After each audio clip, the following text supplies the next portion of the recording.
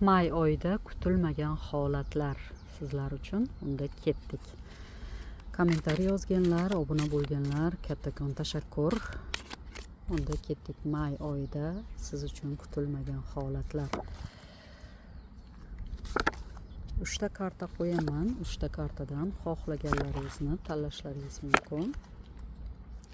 May oyida kutilmagan holatlar siz uchun.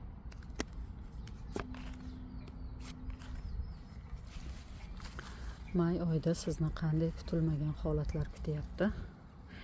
Birinchi, ikkinchi, uchinchi kartalarimizdan xohlaganlaringizni tanlashlaringiz mumkin. Unda birinchi kartadan boshlaymiz. May oyida kutilmagan holatlar. May oyida juftliklar birga bo'lish kuni. Qandaydir birga bo'lish oyi bo'lishi mumkin. Sizning o'zingizni qandaydir uzoqdagi kutayotgan insoningiz nafaqat sevgi, balkim oiladagi ham insoningiz sizni qandaydir dabdurustdan kelib qolishi mumkin yoki taqdiringizda sizning bir umr birga bo'ladigan insoningiz bilan tanishib qolasiz may oyida.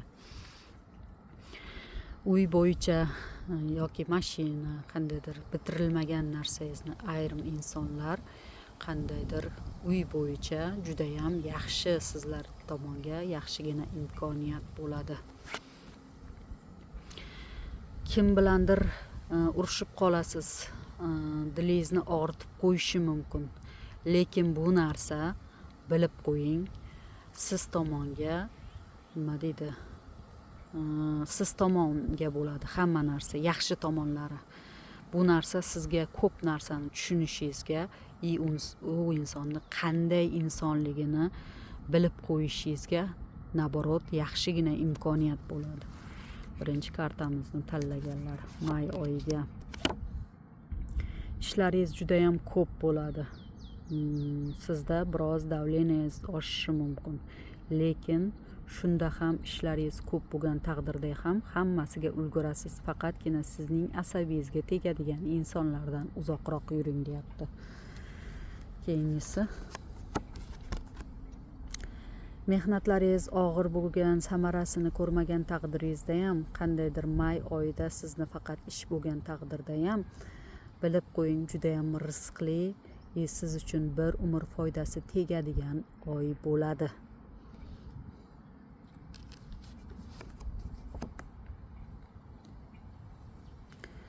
O'z juftingiz bilan mehribonroq bo'ling. Sizning arzimagan gapingiz o'rtalaringizdagi munosabatlarni to'xtatishi mumkin deyapti.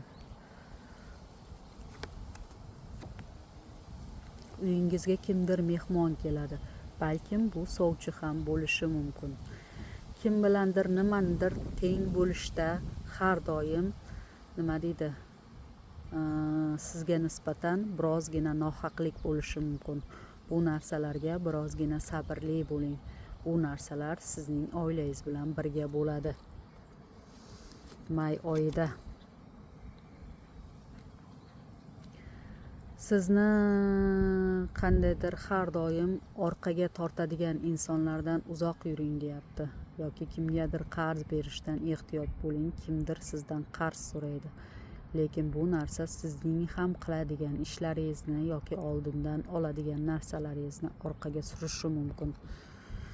Deyapti. Sizning may oyingizdagi tasodifiy holatlar: to'y, baxtlilik, urushganlar yarashish, baxt xursandchiligi. Ayrim insonlarda farzand ham, balkim egiz ham bo'lishi mumkin. Ana endi ikkinchi kartamizni ko'ramiz. Sizda may oyida qanday tasodiflar bor? May oyi siz uchun juda ham barakali bo'ladi. Qanaqadir hunarni o'rganishga harakat qilasiz. Bu narsa tikuvchilik, bichuvchilik, qo'l hunari bilan bog'liq narsalar. Sizda nimagadir anchadan beri sabr qilayotgan narsangiz bor. Sabr kosangiz to'lgan bo'lgan taqdirda ham yoki kimdandir nimanidir kutayotgan bo'lsangiz ham o'sha inson, o'sha narsa yoki o'sha inson yoki o'sha holat siz tomonga bo'ladi. negadir uyingizga birdaniga yoki uzoq joydan mehmon kelib qolishi mumkin. U inson bilan nimanidir bahslashasiz. Bu narsa sizning kelajagingizga bog'liq bo'lishi mumkin. May oyidagi holatlar. Qandaydir keksa inson sizning eng muhim bir narsangizni hal qilib beradi deyapti. May oyidagi tasodiflar ko'ramiz. May oyidagi boylik. Sizga qandaydir kimdir juda ham yaxshi taklif beradi. Sizda qandaydir pul, boylik bo'yicha yaxshigina imkoniyatingiz bo'ladi.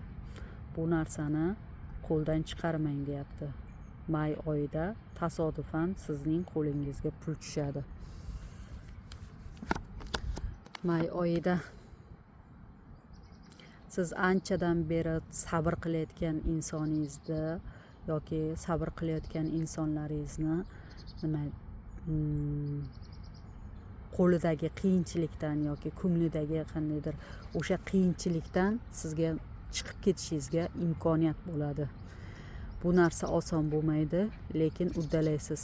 Erkinlik yoki anchadan beri chiqib kela olmayotgan yoki uzoq safaringizmi yo qayergadir bora olmay bir joyda to'xtab qoladigan bo'lsangiz, may oyi sizga erkinlik yoki qandaydir uzoq safarga borish uchun sizga imkoniyat, anchadan beri kutganingiz uchun imkoniyat bo'ladi.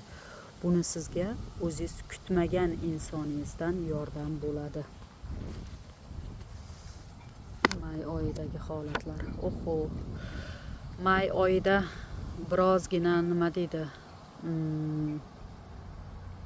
To'y masalasi bo'yicha ko'proq tushdi. Kimlardadir unashtiruv yoki nikoh, kimlardadir hayotida butunlay qandaydir katta o'zgarish bo'ladi. Taqdiringizda o'zgarish uchun eng katta muhim oy hisoblanadi. Sizning hayotingizni qandaydir omad eshiklari ochilishi, hayotingizda butunlay o'zgarish kuchli bo'lishi mumkin deyapti may oyida. Juda ham omadli bo'ladi. Ikkinchi kartamizni tanlaganlar. Ana endi uchinchi kartamizni tanlaganlar. May oyida sizda kutilmagan holatlar, kimdadir qandaydir mehmon uyiga juda ham ko'p keladi yoki to'yga yoki tug'ilgan kun bo'lishi mumkin. O'zingiz bilmagan holda qandaydir bazmga borasiz. Lekin sizda bu bazmda sizni kuzatadiganlar yoki sizga ko'proq e'tibor berib poylaydiganlar yoki sizning xatti-harakatingizni qandaydir zimdan kuzatuvchilar ko'p bo'ladi. Negadir u insonlar uchun siz juda ham muhim insonsiz. Siz bilan bu narsa yomon ma'noda emas, aksincha siz bilan qandaydir aloqasini butun umr balkim bu munosabat bo'yicha ham bo'lishi mumkin yoki nima deydi, ish bo'yicha ham bo'lishi mumkin, lekin sizga juda ham atrofingizda sizga uchun qiziquvchilar ko'payib qoladi. Uzoq yo'lga chiqasiz, anchadan beri kutayotgan yo'lingizga. Lekin pul borasida sizda birozgina kutish bo'lishi mumkin. May oyida kutilmagan holatlar. May oyida sizda uchrashuvlar ko'p bo'ladi. Anchadan beri dilingizni og'ritayotgan insoningiz yoki yolg'iz bo'lsangiz, sizni kimdir hayotingizda paydo bo'ladi yoki sizning anchadan beri ko'nglingizni og'ritayotgan inson sizga nisbatan ancha mehribon bo'lib qoladi. Sizda birozgina qo'rquv, hayajon bor. Shuning uchun birozgina uyqularingizda bezovtalik bo'lishi mumkin.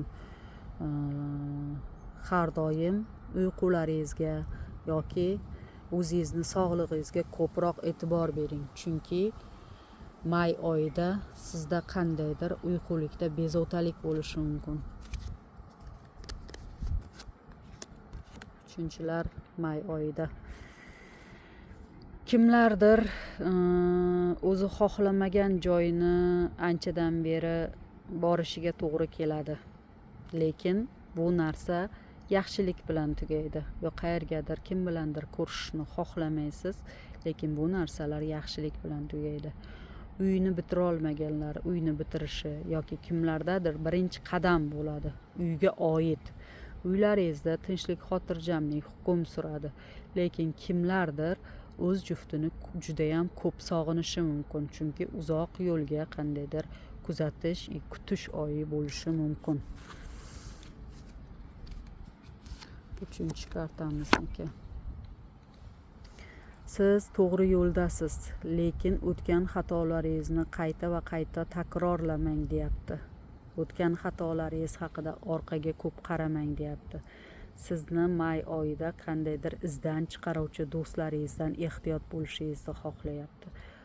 May oyida qanday kutilmagan holatlar, sizning o'tmishingiz haqida judayam qiziquvchilar ko'p bo'ladi. Shuning uchun birozgina o'zingizni gaplaringiz bo'yicha ehtiyot bo'lishingizni maslahat beryapti kartalarimiz. May oyida kutilmagan holatlar, uzoq safar bo'ladi. Ayrim insonlarda may oyida o'zi uchun dam oladigan kunlari bo'ladi yoki ziyorat joylarga borishingiz mumkin. O'sha joyga agar boradigan bo'lsangiz, bu narsa tasodifiy bo'ladi.